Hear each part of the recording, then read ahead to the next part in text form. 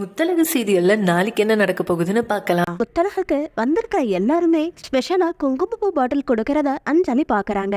இந்த விஷயத்த நமக்கு சாதகமா பயன்படுத்திக்கலாம் அப்படின்னு அங்க இருக்கிற எல்லா குங்கும பாட்டிலையும் எடுத்துட்டு அதுல ஒரு பாட்டில்ல விஷத்தை கலந்து வச்சிடுறாங்க அஞ்சலி. இந்த விஷயத்த ரெஜினா கிட்ட போய் சொல்றாங்க. இதுவும் நல்ல பிளானா தான் இருக்கு. அவ குங்குமப்பூ பாலை தினமும் குடிப்பா, அதாவது விஷத்தை குடிப்பா அப்படின்னு சொல்லி அம்மாவும் பொண்ணும் சிரிக்கிறாங்க.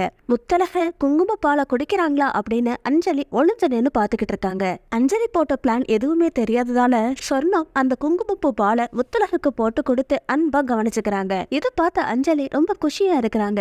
அது மட்டும் இல்லாம அஞ்சலி கொடுத்த பாட்டில் ஒண்ணுதான் இப்போ டேபிள்ல இருக்குது. அஞ்சலி அங்கிருந்து போறத பார்த்த முத்தழகு சொர்ணத்தை கூப்பிட்டு அஞ்சலிக்கு முதல்ல அந்த குங்குமப்பூ பாட்டில கொடுங்க அப்படின்னு சொல்றாங்க. முத்தழகு வற்புறுத்துறதால அந்த பாட்டில அஞ்சலி கிட்ட கொடுக்கறாங்க சொர்ணம். உடனே அஞ்சலி யாரு யூஸ் பண்ண திங்ஸ எனக்கு யூஸ் பண்றதுக்கு பிடிக்காது, அதனால அவ யூஸ் பண்ண குங்குமப்பூவை அவளே வச்சுக்கிட்டோம் அப்படின்னு சொல்லிடுறாங்க. முத்தழகு ஒண்ணும் இந்த பாட்டில யூஸ் பண்ணல, அவ வேற ஒரு பாட்டில யூஸ் பண்ணா அப்படின்னு சொர்ணம் சொல்றாங்க. சொர்ணம் சொல்றதை கேட்டு அஞ்சலி ஷாக் ஆயிட்டு, அப்ப முத்தழகு குடிக்கிறது வேற என்ன பாட்டில்? ஆமா, அது உள்ள இருக்குது அப்படின்னு சொர்ணம் சொல்றாங்க. வேற பாட்டிலா? அங்க இருந்ததே இந்த ஒரு பாட்டில் தானே, அப்ப நீங்க இதுல இருந்தானே எடுத்துக்கணும் அப்படின்னு சொல்லிட்டு லூஸ் டாக் விட ஆரம்பிக்கிறாங்க அஞ்சலி. கிச்சனுக்குள்ள 4 பாட்டில் இருக்கு, ஆனா அதுல ஒரு பாட்டில் மிஸ் ஆயிருக்குது, அதுல எங்க இருக்குன்னு தான் தெரியல அப்படின்னு சொர்ணம் சொல்றாங்க. இதை கேட்டு அஞ்சலி ரொம்ப கடுப்போட நின்னுட்டு இருக்காங்க. உடனே சொர்ணம் என்னதான் ஆச்சு உனக்கு அப்படின்னு கேக்குறாங்க. நீயும் புள்ளத்தாச்சியா இருக்க, உனக்கும் குடிச்சா நல்லது தானே அப்படிங்கறதான் கொண்டு வந்து கொடுத்த அப்படின்னு சொல்றாங்க. அதான் சொல்றேன்ல, இதுல இருந்து முத்தழகுக்கு எடுத்து கொடுக்கலன்னு, இது